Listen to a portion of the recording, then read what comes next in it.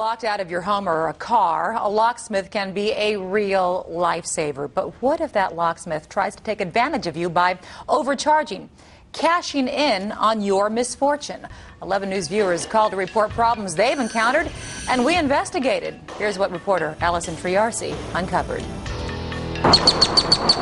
In the middle of dinner at a local restaurant, Stuart Presnell heard screaming and went outside. He was pushing her down and hitting her. A man beat up his girlfriend and then took off with her keys. Help arrived and only made things worse. Well, I think they take advantage of people that are in situations where they know they have them between a rock and a hard place. Presnell says police called Katie Locks so the woman could get a new set of keys. But Presnell says the locksmith showed up and demanded more money. And he said it's going to be $189.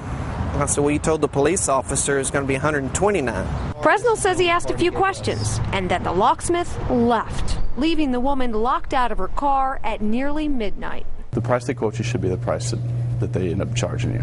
Jeff Flack is affiliated with the Associated Locksmiths of America, which regulates locksmiths. He says if you give a locksmith the make and model of your car, you should get an accurate quote. People are being quoted $40, $60, and then the locksmith comes, does the unlock, and they're charged. They end up charging $150, $250. Katie Locks advertises a local phone number, but the company's based out of Irving. Just like this is supposed to be 24/7 emergency locksmith in Northwest Houston. But it's a sandwich shop. Here's how it works. You look up a local locksmith. For example, Moe's 24-hour locksmith at 55 WA. Well, it turns out 55 WA is an office building. And when you call the number, you actually are connected to U.S.A. Locksmith, a company that operates in many states with offices not in Houston, but in New Jersey. What's supposed to be McGregor 24-hour locksmith in Southeast Houston is Wendy's. When you call the number, thank you for calling U.S.A. Locksmith. For emergencies, please press 1.